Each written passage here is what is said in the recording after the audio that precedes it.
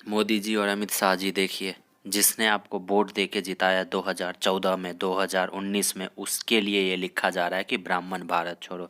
जिसने आपके साथ हर वक्त खड़ा रहा, क्या उसके लिए पता ये लिखा है जा रहा है। जो अभी जेएनयू विवादों में फिर से चल रहा है, जो कन्हैया कुमार के बाद मुझे लग रहा है सबसे ज़्यादा विवाद अभी इस मुद्दे पे चल रही है, जो जेएनयू में दीवारों पे लिखा हुआ आया था न्यूज़ चैनलों में कि ब्राह्मण और जो एक और जाति बनिया जाति के लिए लिखा हुआ था कि वो इंडिया छोड़ो या जेएनयू छोड़ो, ऐसे कुछ तत्व लिखे हुए थे।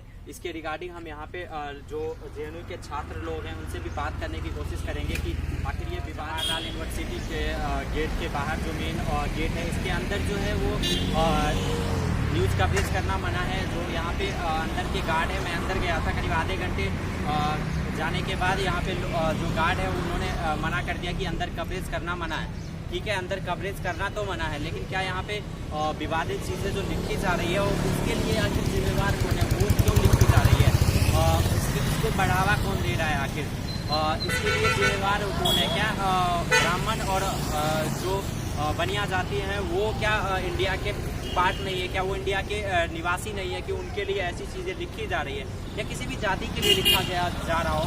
ये गलत है, ये ऐसी चीज़ें नहीं लिखनी चाहिए। और ऐसे चीज़ों से स्टूडेंट को तो खास करके बातों में पढ़ते हैं, अपने भविष्य को खराब कर रहे हैं। कल को मान लीजिए किसी 5, 10, 15 लोगों का नाम आ जाए तो क्या उनके भविष्य का क्या भविष्य पे खतरा हो सकता है? तो क्या इसके लिए स्टूडेंट को भी अवेयर नहीं रहना चाहिए कि आखिर कोई इंस्टीट्यूट में ऐसी चीज़ें लिख के कौन जाता है? अगर यहाँ पे कुछ लोग थे जो बातें कर रहे थे कि बाहर से कुछ लोग बाहर के आके लिख के चले गए, तो आखिर इंस्टीट्यूट में जब न्यूज़ कवरेज करना मना है तो आप एक विवादित लिख के चला गया, तो आपको कैसे नहीं पता चला इस चीज़ें?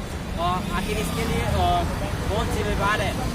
इसके लिए बार बार जो जेएनयू है वो हर समय विवादों के घेरों में आता है, चाहे वो कन्हैया कुमार का विवाद हो, चाहे अभी का विवाद हो, या बीच में और सारे विवादें हुई थी, जो कुछ मारपीट हुई थी, ऐसी चीज़ें घटनाएं बार बार आती रहती है। जो कि कन्हैया कुमार के बाद ये मुझे लग रहा है ये दूसरा सबसे विवादित चर्चा है जो अभी जेएनयू कैंपस के बाहर है।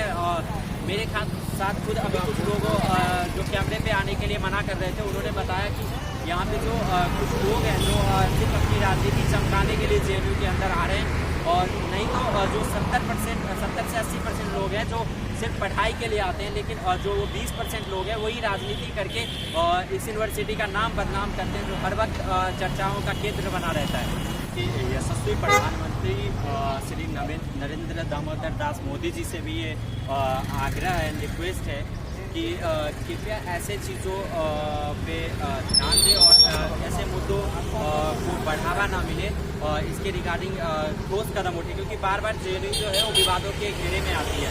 आखिर इसके पीछे कौन से अराजक तत्व हैं जो जेएनयू यूनिवर्सिटी के नामों को बदनाम कर रही है?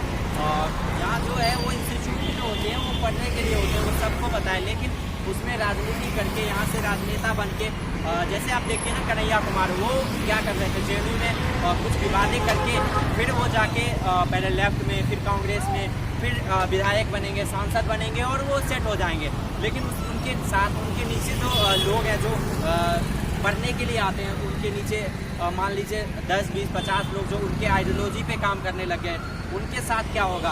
आखिर उन लोगों का क्या होगा? वो लोग तो सिर्फ उसी राजनीति के शिकार हो जाएंगे, चाहे उन पे केस लग जाए, चाहे किसी भी तरह की चीज़ें हो जाए।